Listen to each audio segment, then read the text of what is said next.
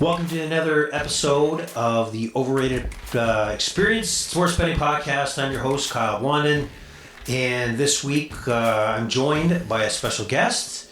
We have Hdilla. Hdilla is one of our square bettors out there that's going to talk about his pathway to betting and what he likes to do, and kind of get to know what the average bettor out there, just like myself, what kind of things that make us do what we do, and that is sports betting. But before I do that, I'm going to remind us that this is the Overrated Experience Sports Betting Podcast for sports bettors, square bettors, that is. Those who are not professionals, those who are just doing it to have some fun, make a few dollars, maybe put a few bucks on the game out there, and not the professionals. So this is for you, average Joe bettor. And here we are. So first of all, welcome to the podcast, Mr. Hdilla. Let's have a cheers to happy U.S. Thanksgiving. And what that means is a combination of two things. That is football. That is World Cup soccer. A little bit of college football later. But first of all, how's your day going? Day's going very well. Thank you very much. First and foremost, thank you very much for the invite. Long-time listener, first-time visitor. Oh, there you go. That's it. So we got one of our hardcore listeners here that's joined us, and wanted to have you on the podcast for a while now. As you know, the concept of the podcast is to talk to the average Joe bettor, and I think we're both those guys. The average Joe bettor. And one of the things I want to start out with is kind of what fascinates you about the world of sports gambling? What draws you in, whether it be a Sunday or a Tuesday, or how would you define yourself as a sports bettor? Well, I certainly do it just for fun and entertainment. Truth be told, I look at things of like, what could I put on this game that could potentially give me back a good return? And really, I'm just throwing out, like, taking chances here, and it really makes the game entertaining. Didn't really understand it initially at first. I was just throwing whatever, right? But then more and more as I got into it, I started realizing, I'm like, oh wow, like, now I understand why, like, people are like standing up screaming at the TV, like, not realizing that chances are they're probably betting, right? So I like that, and I got into it, and then here we are, me doing the exact same thing. Got it. Okay. So, for example, when you got into sports betting, like you just stated, it was kind of fun. You just, kind of threw a few dollars on. I'm assuming to join everybody to what they were doing, watching the game. And now, what are some of the habits that you think you've developed since you've been a sports gambler? I know that, just like myself, you would spend a Sunday on your couch watching what's going on in the NFL and making a few wagers. Is that an accurate statement? Yeah, it is. And then, constantly always being on your phone, like looking at scores, before I had Red Zone, I'd be like on the score app, just, looking at all the other games that I bet on that I can't necessarily watch on cable TV, right? But, having, Red Zone is like, okay, I can see it all, right? So yeah, I can certainly see what you're talking about. Okay, perfect. So what are some of the sports that you find that you tend to take interest on, putting money on? NFL football first, soccer second, basketball third. Hockey and baseball is just more so like when there's nothing else to do, and I'm like, I wouldn't mind putting a couple of bucks on the game, seeing what happens and everything. But like those sports are very hard to really like pinpoint on like what works and doesn't work, like how it would in like NFL and soccer, right? Right. Okay. And then obviously the World Cup is taking place right now. Right. You're definitely a fan of the World Cup. Yes. How's that been going for you so far? Not good. Not good. Okay. Just not gonna lie. Join the club. Yeah. So that's the thing about like when you're talking about international soccer, right? Like these like national teams, like the way they play, their dynamics and everything is like, what on paper looks like, yeah, this is a guaranteed win. It's not, and you've been experiencing right now in this last couple of days, right? Like teams that should have dominated did not. High scoring games were like low, either or even no goals at all, right? So it's just, but that's just tournaments for you, right? Well, the World Cup's been great. I love the excitement. I love the kickoff. Not so much the Sunday game with Qatar and Ecuador, but going into Monday, In the week we've seen some upsets. Argentina losing against Saudi Arabia after going up 1-0. Did you have any money on any of that in that game whatsoever? Yeah, I did. So I definitely had Argentina to win, and that did not go well. I did a couple of parlay bets and everything, of course, like so many corners, flags, offsides, and everything. Yeah. But really, like, it sucks, like, using your Bet365 like app and then seeing all these green check marks and then that big red X. It just ruins your day, right? And I can thank Argentina for that. Argentina should have been a gimme. That should have been like an easy win. That should have been part of a parlay. Should have been money down. That didn't happen. Can you imagine what the pressure is like on Lionel Messi right now? What do you think that pressure is like?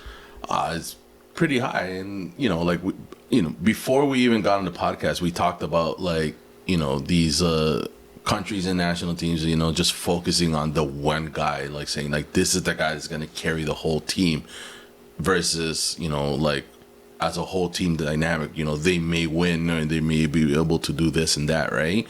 But it's always just the focus on the star guy, right? So, I can't even imagine, how everyone's going on about like how Argentina was able to lose to Saudi Arabia, right? So we live in Toronto. So yes. we obviously we have the Jays, the Leafs, the TFC and the Raptors, and we have the media, and we have obviously some major failures. Successes in our sports. By the way, Giants just scored a touchdown. That's what we need. Yes. Anyway, back on point. As far as the South American media, how brutal do you think right now, the Argentinian media is compared to the Toronto media? Do you think these guys are getting ripped? Like, just ripped? Oh, 100%. It's like they're probably even stepping up more than like what the Leafs get like when they win and lose, right? Yeah. It's just nuts, right? You cannot, like, these guys are just passionate, but it's over and above passionate. Yeah. It's like borderline, like, oh my gosh, like, I don't know if I can make it home tonight. Absolutely. And then later in the day, after the 2-1 loss that Argentina had, you had a 0-0 draw between Poland and Mexico, teams in the same group as Argentina, and just two teams that got a single point. Looked like they didn't. I think that game had an influence on it. I think Saudi Arabia getting 3 points versus Argentina made a huge difference, and I think that was one of the results of why it was zip. Was it 4 now zip games? That's pretty wild. But as far as, did you watch that missed penalty kick against Mexico? Yes, I did. Did you have any money on the Poland-Mexico game? Yes, I bet on every single game so far. Okay. And like I said, it's not going very well. Just because on paper, what you expect should happen is not happening. There's just been a lot of upsets. And that just makes the whole tournament even more entertaining and everything. But from a betting aspect, it does not. It's very disappointing. Right. Now, I'll tell you right now, as we shift, I lost money on the Mexico-Poland game. But when it comes to an upset, it was an upset that I actually had money-making situated on, and that's Germany losing to Japan. Yes. So Germany was a game where, against Japan, I felt there'd be some goals, so I had a few same-game parlays. And again, for those who are first-time listeners, same-game parlays are basically multiple bets within the game that you're taking that are going to happen in relation to the number of goals, the number of corner kicks, and you kind of package those together to make an in-game parlay. So that's what I did. There was a few parlays in there, one including that there'd be a goal in the first half, and there was obviously off a penalty kick, and that the game would total 3 goals and shots on target, etc. I felt Germany, although helped pay me off because they let Japan score 2 goals, I think they kind of pissed that game away. They totally kind of let up on Japan, and Japan came back and scored the 2 goals. What was your thoughts on that game? I know you have strong feelings towards Germany, obviously. Yeah, I'm a big Germany fan, Deutschland all the way. But, yeah, no, they shit the bed. It's just plain and simple. They shit the bed. I'm not discounting what Japan did because I actually am a fan of Japan. Like, I remember watching even like the women's World Cup and the way they would like play the game, dominate. One of their female strikers was like the Golden Boot like winner, and everything, and they took out USA and everything in the finals, and everything. Like they have a good soccer structure, right? But yeah, it was just one of those like not what you want to see, right? Like that game should have, been dominated or at least controlled by Germany, which they did not. And you find yourself like seeing the second half, like they're just trying to play catch up. They're trying to tie the game and everything. It shouldn't have been that way, right? But like I said, it just makes things very interesting now. Like, what is Game 2 going to be like now in Game 3? And they're playing against Spain, right? I don't know if that's the next game or not, or the last game with Costa Rica. Good question. We should probably have the technology. We should really know this. Yeah. So as we talk more, we'll figure that out. So any other World Cup games that caught your any other major wins, any major failures, any bad beats that stood out to you as the tournament's progressed so far? Canada, what about Team Canada? Like, where'd you have your money there? Again, like, if we're going to be talking about, like, shit in the bed, like, what the hell, Jason Davis? Like, what, Alfonso Davis, sorry. I don't understand why he even took the penalty kick. That's just the truth. Like, I was not expecting him to be the one to take it. He did, unfortunately it didn't go in our favor, but they played with their hearts. It was just a good game, and, we expected Belgium to essentially like dominate the game, but that wasn't the case. Like it was just one of those it was just a balanced game. Canada had a lot of chances, but unfortunately, this just did not go in our favor. I felt Canada carried the flow of the game. There's no disrespect to Alfonso Davies, but when you get a penalty kick, you got to finish. Yeah. Simple as that. There's no excuse. You can't have a team like Team Canada that is going to scratch and claw to try to qualify and not be able to execute when an opportunity comes up. And that was a failure. Probably Jonathan David or somebody else should have been taking that penalty kick. Who's more experienced in it. I think it's a failure to let the players decide who is taking that penalty kick. I know from a betting aspect, I had that game over 2 goals. I needed a second goal, and it didn't come. This was the first 1-0 game of the tournament, which was really a piss off, to be very honest. Yeah. I thought there'd be more goals, and I thought after Belgium scored, there was a lot of misses. Again, Jonathan, David missed. I thought he was tentative for Team Canada. I thought the Buchanan looked good, but he missed a lot of great opportunities. Yeah. There was a lot of opportunities missed, and that's the difference between a Belgium and a Canada. Yeah. Love Canada. Obviously, I live here, and this is who I want to win. Same. But the fact is they couldn't execute. And this tournament has been filled with, I swear there's got to be a financial bonus for putting the ball in the 18th roll in the second deck or something like that, because these shots have been friggin' horrible. Yeah. As far as one-timers and guys getting good first touches. So I'm hoping that the second round of the group stage will be a little more crisp football from the Germans, because the Germans missed a lot. Gnabry, terrible, absolutely terrible.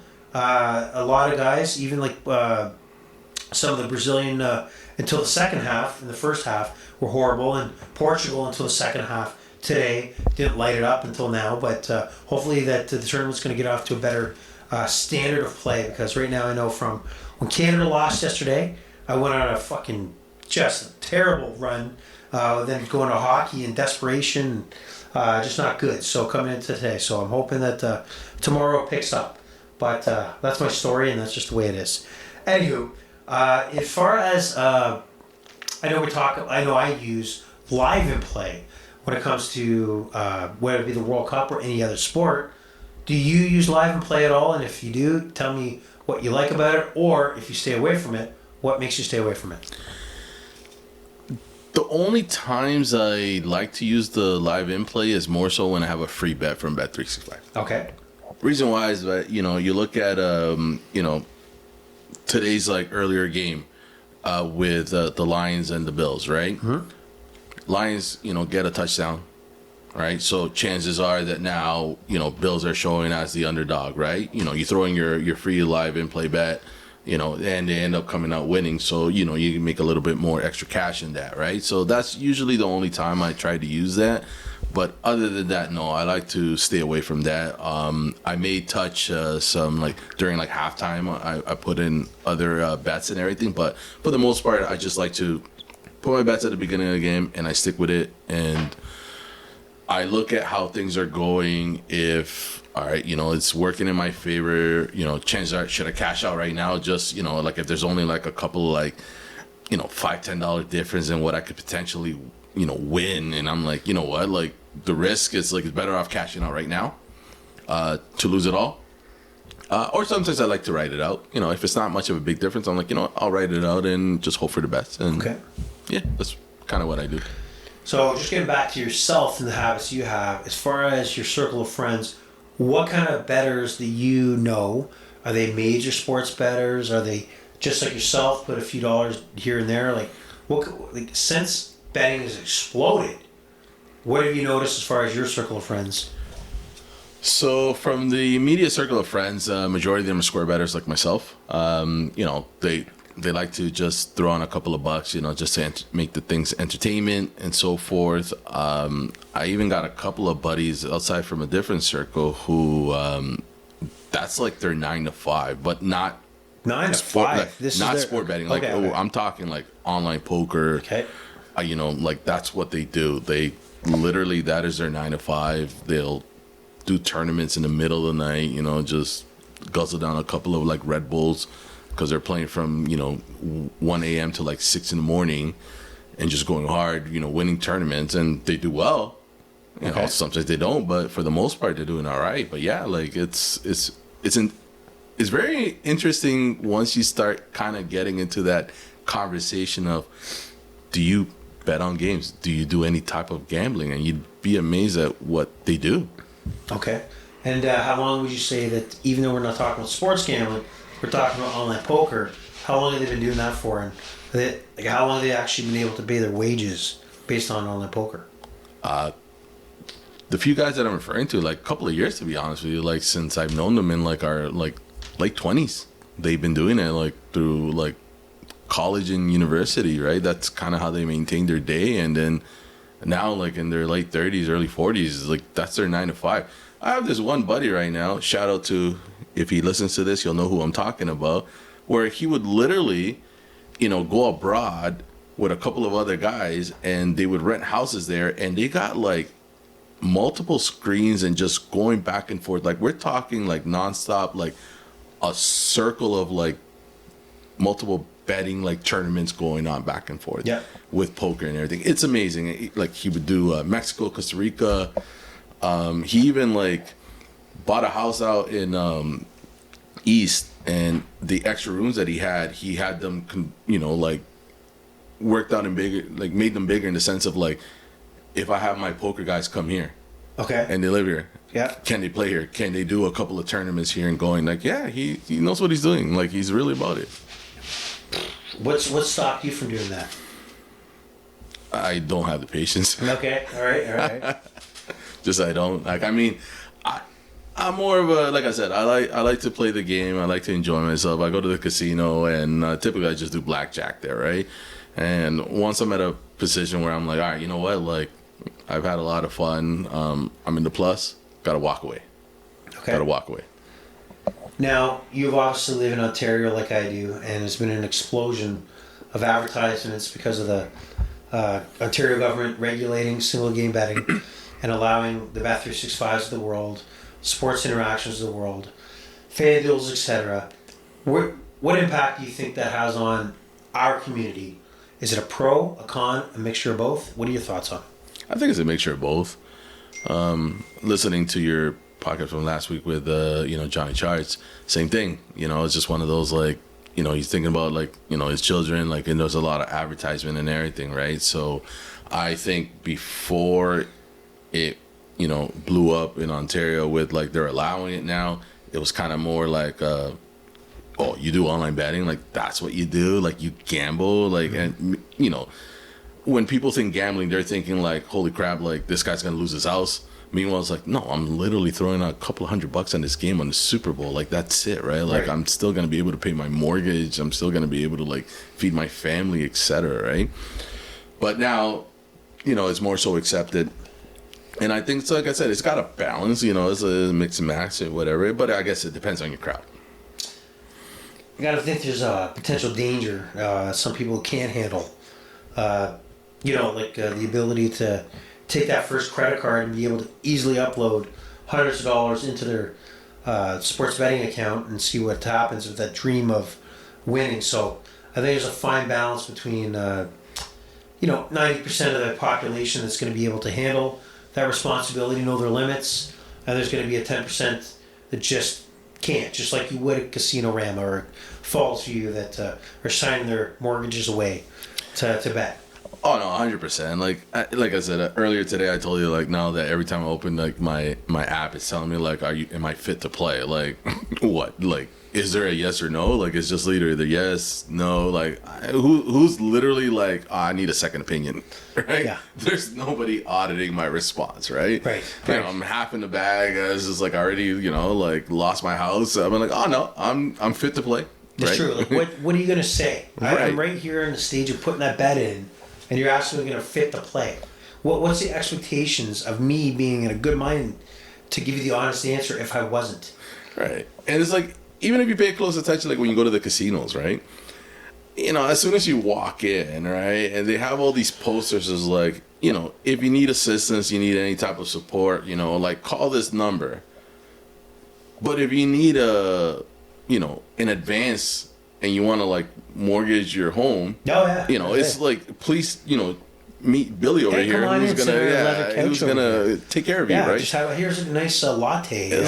Sit down and enjoy yourself. Would you sign over your mortgage? Those are the loopholes I find with these restrictions that they have of we're taking care of our people, right? But it's just they're not really doing it. They're just doing it to cover their behinds, right? Okay. And I'm gonna before I tell this question, I'm gonna tell you to limit your response on this one because I'm gonna ask you about obviously you started off with Bet365. Yes. I don't think you've had much experience beyond Bet365, but you do have the experience pre Bet365 being regulated after April in Ontario and the different app experience that you've had. So can you tell me what you enjoy about Bet365 and what maybe today is kind of things that maybe piss you off about Bet365, and maybe it's comparison to what Bet365 used to be versus what it is today? So actually, now that I think about it, I initially started with Sports Interaction. Okay, all right. Yeah, all right. So I started off with them, just all website, right? Just all mobile, no app, right? Just all mobile, right? Web browsing and everything, and it did what it did. I finally got onto Bet365 and I was like, holy crap, this app is amazing. It's worked out, in my favor many times where my team goes ahead by so many points. I think back of the KC Baltimore playoffs a few years ago, right? Mm-hmm. It's all right, KC shit the bed. Right, Baltimore was ahead, so I already got the automatic win with Baltimore. I'm already got the over, and then KC ended up coming back and winning the game and everything. I didn't give a crap. I already made my money, so I was just I was already dancing, enjoying it, right? So I really love that about Bet365. But yeah, going back to the initial question, ever since they made us, move from the normal app to the Canadian app, is just going back to what I said earlier. They just shit the bed. The app just really sucks. It crashes a lot. It takes a couple of attempts for me to open it and get to what I want. I could care less about the questions now that, because of iGaming, am I fit to play? That doesn't bother me. It's fine. I can answer that question 1,000 times a day. But I just want to be able to open the app and be able to do what I have to do on my first attempt and not multiple attempts. I haven't tried any other apps yet or other websites, but it is something that is on my to-do list now. So I definitely hope to come back and discuss my experience with all those different ones and see how I can compare. But yeah, for the most part, Bet365 does the job. But like I said, they really need to fix these little hiccups. I've even gone back and forth with their support team. They gave me a $20 credit because they had to apologize to me the way the troubleshooting went because the guy just did not want to help me and he wasn't listening to me. Wow. And yeah, it took like a couple of attempts for him to understand what I was trying to get at. But yeah, it is what it is. So what is anything kind of pushed you to maybe attempt to try another site to see what they offer? The only thing that's pushing me right now to try another, it would be like the bonus points or the referrals. Like, you know, like you sign up and then you're like, oh, you're going to get an automatic, like, you know, $200, $300 credit. Or if your buddy refers you, you're going to get X amount, he's going to get Y amount. Like, yeah. So I think that's kind of what I want to try to do now. And even if I don't even keep the money in, I just want to do my initial bet, my initial deposit, get that bonus, take out my money, and then just play on, the bonus funds and try it out and see how that goes. Okay, perfect. And then as far as live experience, I think I talked about in one of the previous podcasts that currently today there is no sports book in Ontario. There's no necessarily a great live experience at any of the casinos, whether it be Fallsview, Pickering Casino. My understanding is that now that Caesars in Windsor, and I know that Fallsview is going to add these big little kiosks where you can punch in bets so that you can be on site and make these bets. But would it attract you to go to these places if it was kind of have like that Vegas feel where you can go make a bet and sit in a big sports book and watch the game? Would it attract you to go? No. It would not? No. How come? They don't offer free alcohol. Is that what you want? The free alcohol? That I want the Vegas experience. You want the Vegas? We can do it, but we won't do it. Right. It's like, okay, right now, and the reason why I even bring this up is, great topic. You think about right now during the World Cup. So the Ontario government has allowed the bars, depending on where you are, like if they choose to, start serving alcohol early in the morning. Right. Okay, so because they want to entertain, people during the World Cup. So for the next month, I can go to any bar I want that chooses to apply this and start drinking at 8 in the morning. Right. And then what? All of a sudden, come December 19th, like, I got to go to this bar at like noon to have a beer? Like, no, come on. So, it's doable, but they don't want to do it. And it's like they pick and choose and they want to control things. And I don't like that. But yeah, no, don't get me wrong. Like, the few times that, I've gone away to Niagara, for the weekend and everything, a couple of buddies, family and so forth, and you're hitting the casino, yeah, of course, like, what? I would definitely like that. I would sit there, right? Sit in front of the screens, bet on the games that I can, and buy my own beers, right? But, if you were going to give me that, Vegas experience, give it all, not just give it all. Yeah, not just portion. Right. Okay. You want the strip? You want to be walking on the street with a drink and just jumping into any casino. And exactly. Everyone. Got it. I understand. Okay. So that being said, we're going to move on to talking about today's experience, and that is the NFL experience. There's 3 games on today. I know that we took a bit of a wash in the Bills game and Detroit game, and we both had the money on the over, which was 54.5. And at the end of the game, the Lions tied it up 25-25 because the Bills had missed an extra point a few minutes earlier. But with 28 seconds left, Josh Allen marches down the field. The Bills are able to kick a field goal, and it ends at a 53 points, so we lose out by 2 points. Any other thoughts on that game? Any other bets you had on the game? And can you tell us how sad you are that it did not work out? Tell us what you had. So I'm a big fan of parlays. Okay. Like I said, I like to take a chance and see what the bigger payout would be. So I had taken Detroit at like 10.5 and the over 54.5, but unfortunately that didn't work in my favor just because of what you just explained, right? Yeah. I did take Buffalo to win by 1 or 6 points, which they did. And then I took a couple of those bet boosts that Bet365 likes to offers, which I do enjoy taking them because I find what do you like about the bet boost? Just go on about that. You're a big fan of the bet boost. Why do you go to the bet boost? Oh, because they're pretty interesting. It's just one of those, like, if you throw a couple of dollars on it, right? Thinking to yourself, like, okay, if I throw $10 on this and it pays out in my favor, I could essentially make back, and some on everything else that I had potentially bet on other different things, right? A lot of the free bets that I've received from Bet365, what I've done is that I look at these bet boosts and it's like which one has the biggest odds to pay out, right? And I select them, and I kid you not, like some of them have paid off, and I've made a couple of $100 just on a $10 free bet. So why wouldn't I take it, right? Even in the World Cup right now, I'm thinking on paper, I'm like, this team should win. This is how many points we should get and everything. And then it doesn't happen.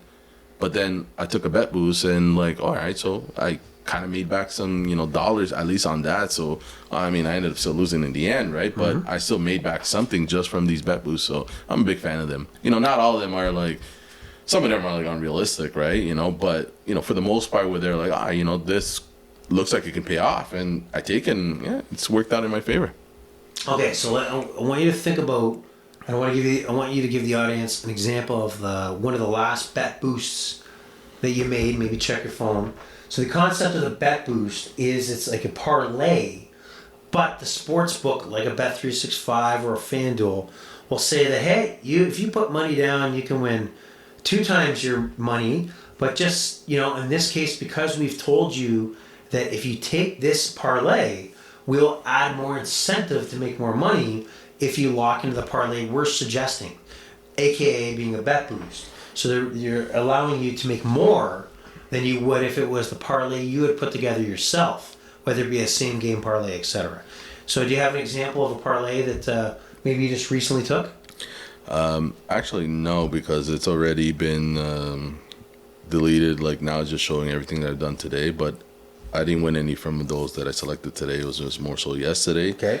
But yeah, no, there's just a few of where, you're putting on a bet boost like, this player's going to get so many shots on target. They're going to get any assists. There's going to be so many goals, like over under and things like that. Cards. And yeah, like I said, some of them have paid off well and some of them have not, right? But can you think of one maybe in the summertime with baseball or anything like that? Oh yeah, I took one where Toronto Blue Jays are going to win. Alec Manoah is supposed to get over 5.5 pitches, and I think 5.5 strikeouts. Sorry, yeah, 5.5 strikeouts, and then Guerrero Jr. was supposed to get at least 1 home run. Okay, and it happened. And actually, why I bring this one up is because I remember where I swear I saw the game. I checked the score app. I kept reading everything, but it took like at least 3-4 hours for Bet365 to finally pay me off, and usually they're pretty good. So I was like trying to figure out, I'm like, what was the delay here, right? But my guess is like a lot of people took it and they're like, crap, we're gonna have to pay this out eventually. Fair enough. But yeah, that was just one of those that I've taken that, like I said, just do your free bet, and a couple of $100 later, I'm smiling. But that's an example of Bet365 presenting this pre-packaged bet parlay, boost. bet boost, and then you decided to put some money down on it and you won. Certainly. Okay, perfect. All right, so you're definitely a big bet booster. So we go into maybe today's action, and as we digressed from that topic already, we're going to slip back to it. So right now the Giants are leading the Cowboys 3-0 at the end of the first quarter. Cowboys are on the run. Live in play, it's 44.5 over under, which was definitely down from was it 54.5? Was it 54.5 the over under? No, 45.5. Wow, I was way off. Sorry, I'm thinking about the Bills game. Yeah, no, 54.5 was the Bills game. No, they're 45.5. That's what I took it as. It's not looking well right now, considering they're just 3-0 right now, and second quarter's about to start. It's amazing that the Giants are up 3-0 and the Cowboys are in the red zone, first and goal. But it's the line's moved to minus 13.5 for the Cowboys. So we'll see what happens here. But going into the evening game to 8:20, Patriots visit the Vikings, and the Vikings are a 2.5-point favorite. Now this is a game I love. That the Vikings got the shit kicked out of them. Like, in a fight when there's one guy punching and one guy receiving it to the face, that's exactly what happened with the Vikings and the Cowboys. Cowboys kept punching and the Vikings kept taking. But I think with the Patriots' inability, the Cowboys just scored a touchdown. Zeke flexing right now. Touchdown. Way to go, Zeke. That I think the Vikings will win this game at home, especially as a field goal favorite. 42.5, I don't know if I'm going to touch that, but I think the Patriots will not move the ball. I think the master Bill Belichick will be able to, somehow stall the Vikings. But after coming off a beating that they took on the Cowboys, I think this is an easy one. I think the Vikings handily win by 3 or more points. What are your thoughts on what were you already thinking about that game? Did you have any thoughts there, or was it kind of like 5 minutes before the game make a decision? At 2.5, I don't know. It wouldn't surprise me if New England actually comes through and takes it. At 42.5, I would definitely take the over in these two teams. But yeah, just nowadays anything is possible. Like I said, when you think they end up disappointing you, and it's just one of those situations. But going back to the bet boost, I got one right now going just that they had. Okay. It's at plus 450. Ezekiel Elliott scored a touchdown at any time in the game. Tony Pollard scored a touchdown as well, and match result would be Dallas Cowboys. So, I already got one green check mark. So you got 3 choices. So you got 3 options, like 3 things you need to qualify That's for. right. Zeke Elliott scored a touchdown. You need Tony Pollard. Yep. Scored a touchdown. You just need the Cowboys to win as well. That's right. Okay. At I plus think you're in the 450, driver's right. seat there. Yep. I think Tony Pollard's going to have a big game the rest of the way. But we'll see, and we'll see if you're a winner. Just curious about the Vikings and the Patriots. Any thoughts, any props? I know I'm looking at the quarterback passing yards. Ooh, Mac Jones 228.5, Kirk Cousins over 249.5. You know what? I'm going to stick with the Vikings just to win this game, and maybe just win by 2.5. Any thoughts on this game at all? I'm not really big on the whole, yards, completions, and everything. Just because, I guess I'm usually wrong, right? Okay. So I try to avoid those things. I like to do straight up money line and over unders, and the spread here and there. But I don't know. I just for some reason I have this feeling that Patriots are going to come through today over the Vikings. Wow. But that's just my 2 cents, We're on right? 2 ends here. Yeah, I know. We can have a we're follow going up to be sitting, podcast. watching the game together, drinking a few beers, and things might get heated. Yeah. Are you okay with that? That's okay. You're in my house. I can kick you at any time. You understand that, right? Yeah, that's all right. Okay, just... I got a big data plan, so I can literally just sit on your porch and just watch the rest of the game. You might have to sit on the no porch. problem. Okay. No worries. I just wanted to let you know. All right. Perfect. All right, so heading into Sunday. I know it's early. I know you didn't have a chance necessarily to look over the lines. I'm looking at these games quickly as well. And we'll throw, and maybe you got 1 or 2, maybe you got nothing. Maybe I got 1 or 2, maybe I got nothing. Who cares? Let's go through it. So, Atlanta visiting Washington. Washington is a hot team right now. They're 6-5. Yeah. They're the the team is trying to catch up to everybody else in the division, the NFC East, which was usually the NFC least, but somehow that's changed. They're a 4.5 point favorite over the Falcons. I tend to look at the minus 210 when it comes to the money line to parlay them. Anything here? Any thoughts on the Atlanta Washington game? I would take them 4.5, but actually I'd actually probably parlay them straight up to win with another team that I haven't picked yet or another over-under. But any thoughts on this game at all? Washington to win and under 40.5. Is Tyler Heineke your favorite quarterback because you like Heineken? No. Okay, all right. He's not. All right, so Ravens. Lamar Jackson struggled. I would say the Ravens struggled last week against the Carolina Panthers at home. But they go into Jacksonville, a 4-point favorite. I'm just trying to see if the player props throw the passing yards yet, because earlier today it wasn't. Let's just see what kind of player props. Not seeing it here. Not seeing the player props. I want to see what kind of yards they had Trevor Lawrence and Lamar Jackson with, but can't see it. Ravens. Are you a big fan of Lamar Jackson? Yeah, I do like him. Yeah, he's a great quarterback. I swear he's confused. Is he throwing or is he, being a running back, right? This guy's he's a beast, right?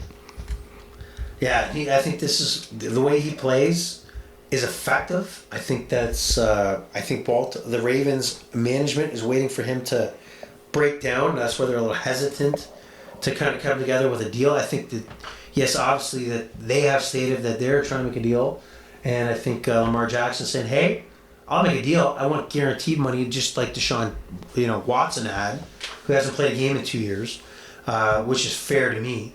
But we'll see how that goes. And this game is 4 points. I'm going to take the Ravens at 4. The Ravens are a solid team. Jacksonville's a little up in the air right now, so let's go with Baltimore. All right, now here's a strange one. I don't even know if Justin Fields is playing, but the Bears visit the New York Jets. And the Jets are a 6-point favorite. And Zach, the douchebag Wilson, is not going to be starting today, or that on Sunday. It's going to be, I believe, Joe Flacco. I actually haven't heard Joe Flacco's name. But Joe Flacco has started already this year. He has won. And they're a 6-point favorite over the Bears. And if Justin Fields is not playing, I'm not too sure what we'll have here. And the game's only at 38.5. Now, anything here that stands out to you? Like, I am always suckered in to a low over-under, especially to use 6 points on a teaser to 32.5. But I'm warning everybody, stay away from this game. Stay away from this game unless you tease it. Do not go 6 points for the Jets unless you're teasing it down to an even money a number. I think the Jets will squeeze it at home, but this is just probably going to be an agonizing game for anybody that takes this game because who knows what's going to happen. Any thoughts on here? I'm still going to take the Bears and under. Oh, Jesus Christ. I'm still going to take the Bears and under. So you'd be surprised. I find that both teams just somehow screw me over all the time, right? But I'm looking at the bigger, payout right now, and Bears have better odds, pay out more. So, yeah, I would take the Bears. So the Bears plus 220. That's what you're liking. Yeah. You like to double your money. Yeah. You like the cash. You like to throw the money around. That's right. Okay. All right. So the other game that I think is pretty... This week is kind of weak as far as hot matchups. But one of the matchups I think is a pretty solid matchup, a rematch of the AFC playoff matchup. Cincinnati visits Tennessee. Tennessee is a 3-point underdog, actually. Cincinnati's a 3-point favorite. I like the 43.5. I think that there'll be some points in this game. I think Ryan Tannehill, coming off his ankle injury, has tended to throw the ball more and not necessarily rely so much on Mr. Henry.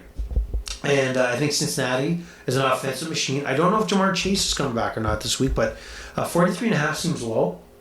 Any thoughts on this game at all?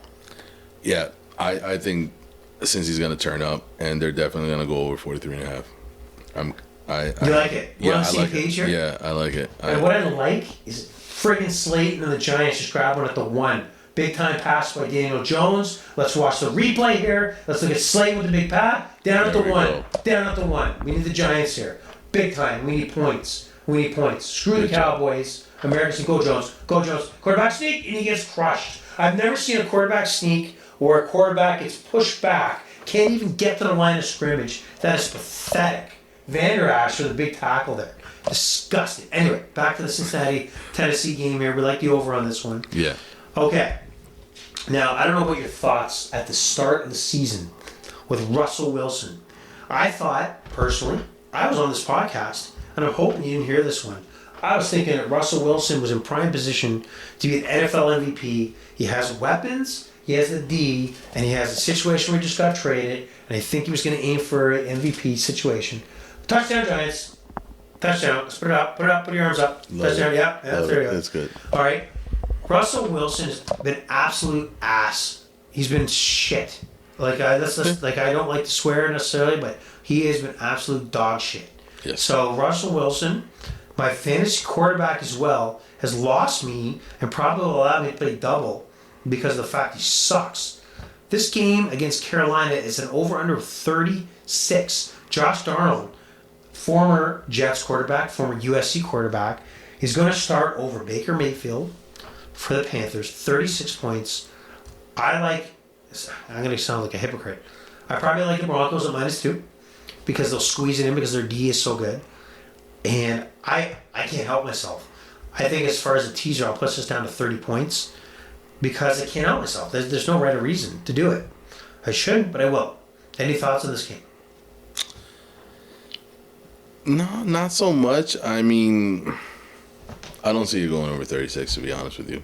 What? I don't. I just don't see it going over 36. Okay, so next game. All right, we move on to the next game here.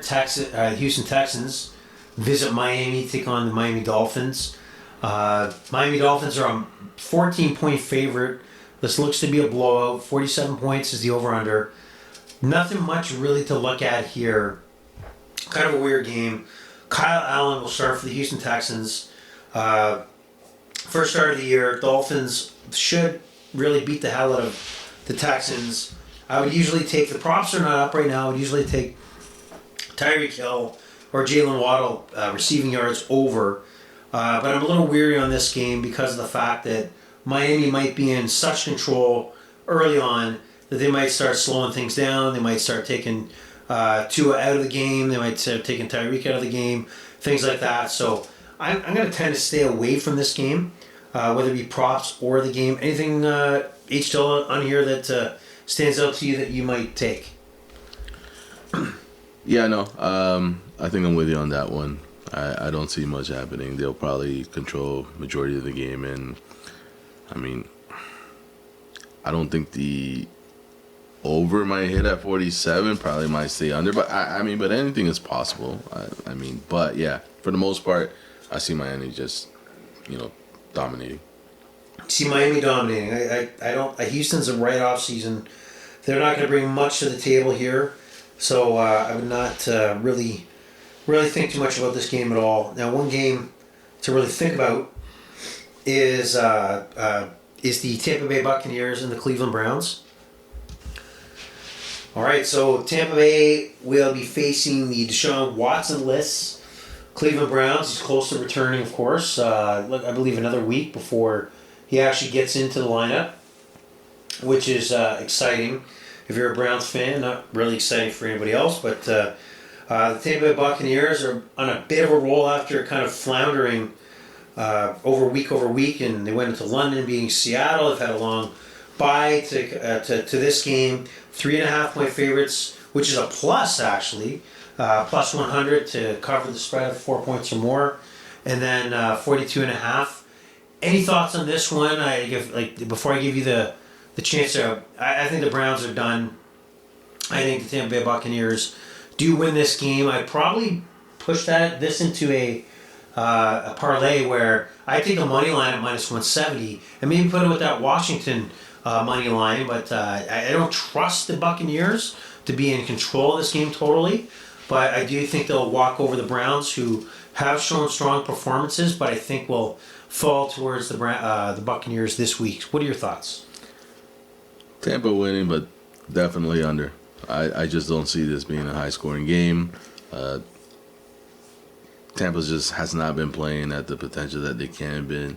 I'm a big Brady guy, but just balls are just connecting. The throws are just not connecting. It's it's just odd to see him like QB like that, right? But just not going well in his favor, in my opinion. So I still take the Bucks, but under. Is Brady your boy? All day. All day? What makes you a Brady fan? Oh, he's the guy that you want to count on. It's like there's only like 2 minutes left in the game, and you're like, oh yeah, no, he still has enough time to catch up, tie the game, and win the game somehow. And he does it. He's just a magical guy. He's amazing under pressure. I mean, so many Super Bowl appearances, so many Super Bowl wins. The guy's he's just the man. I'm sorry, I know a lot of people, hate him for being so good or just hate him in general, but he's just the man. He's a great quarterback. He's the GOAT. He's the man. That's right. He's only got 7 Super Bowl rings, Yeah, only, right?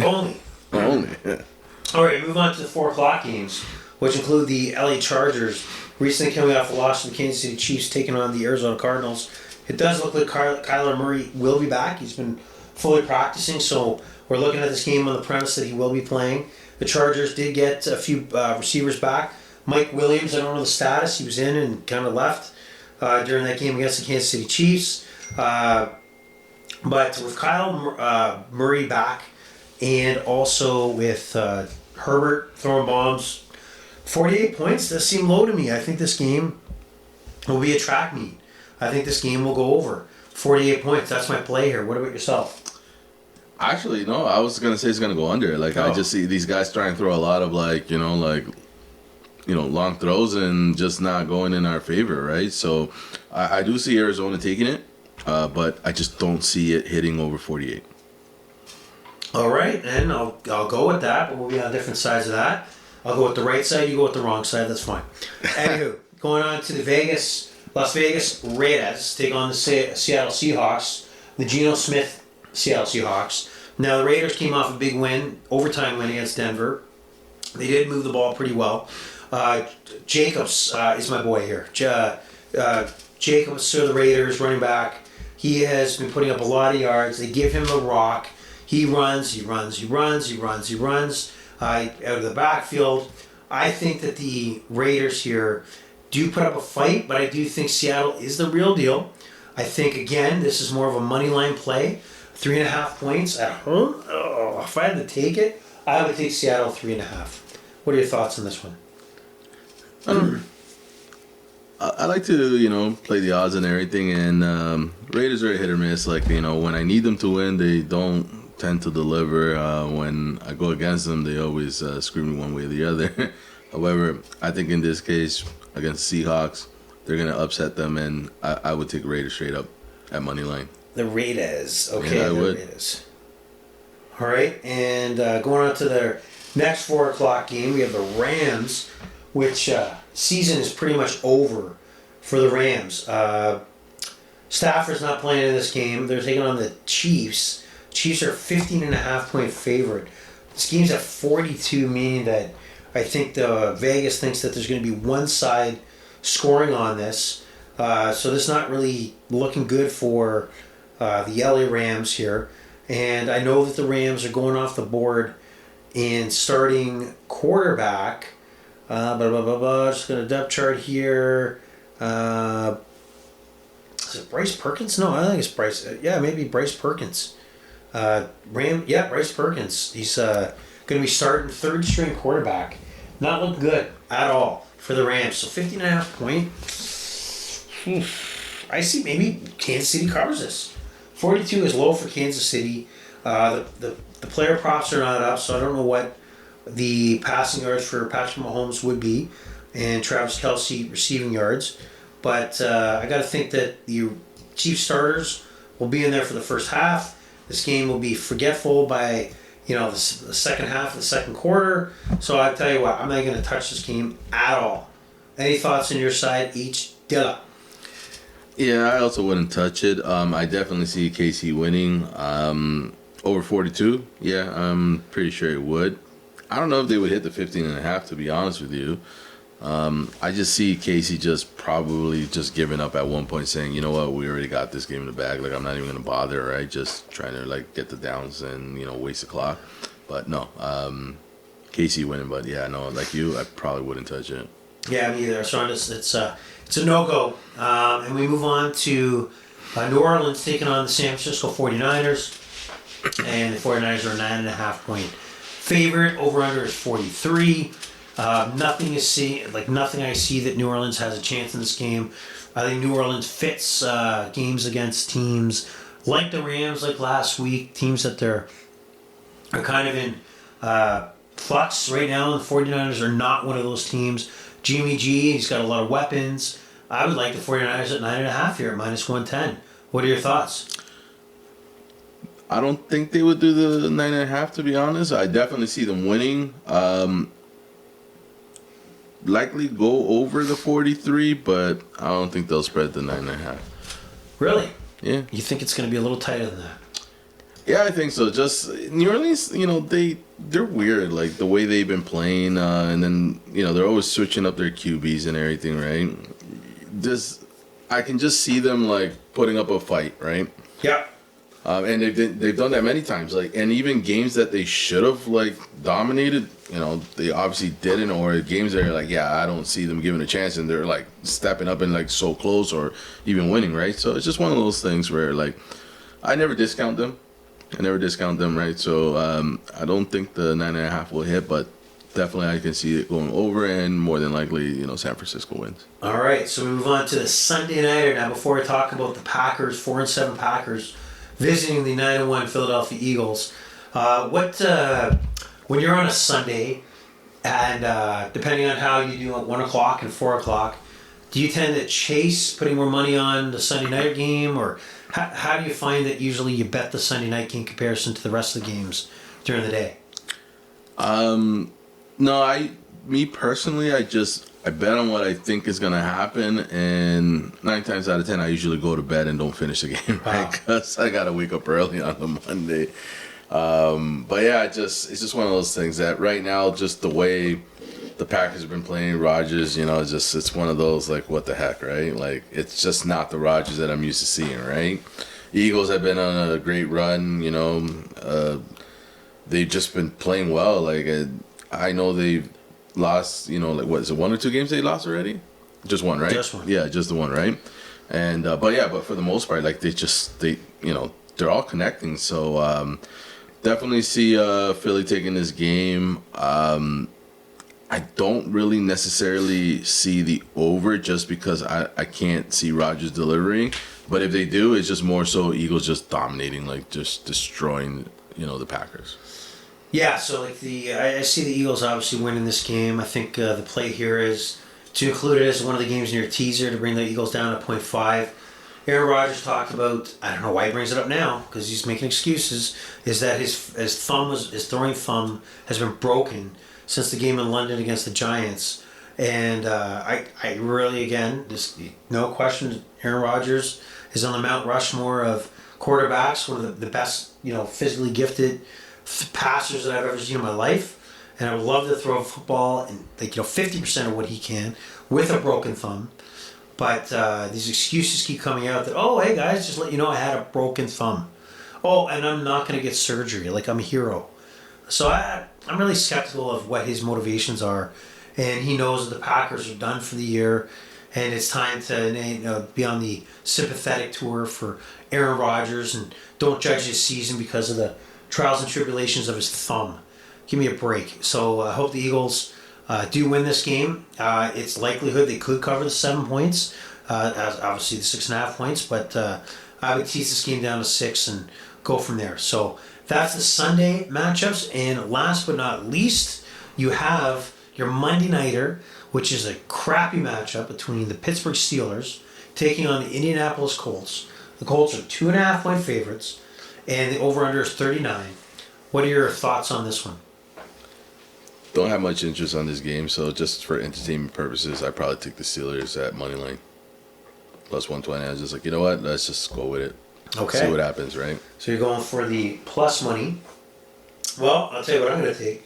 I'm going to take the over-under. I'm going to take the 39 over. I think the Steelers are putting enough points on the board. I think the Colts will put enough points on the board because of the lower opponent they're playing.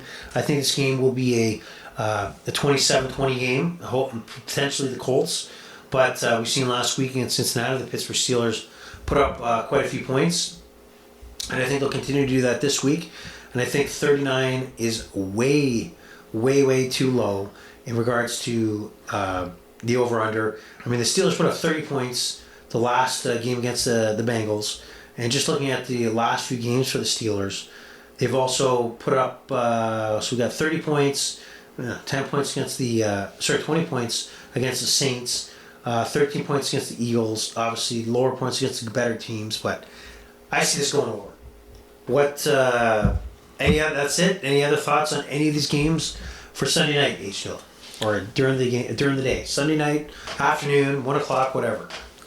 No, I think I'm hoping for a lot of fun football. Like I said, it's just going to be one of those days where you just want to sit down, not leave. Red Zone's just going to be going back and forth. And just want to have a good entertainment, a couple of beers, maybe some chicken wings if possible. And yeah, just have a Sunday fun day, as I like to call it. And it has to be half-price wings, right?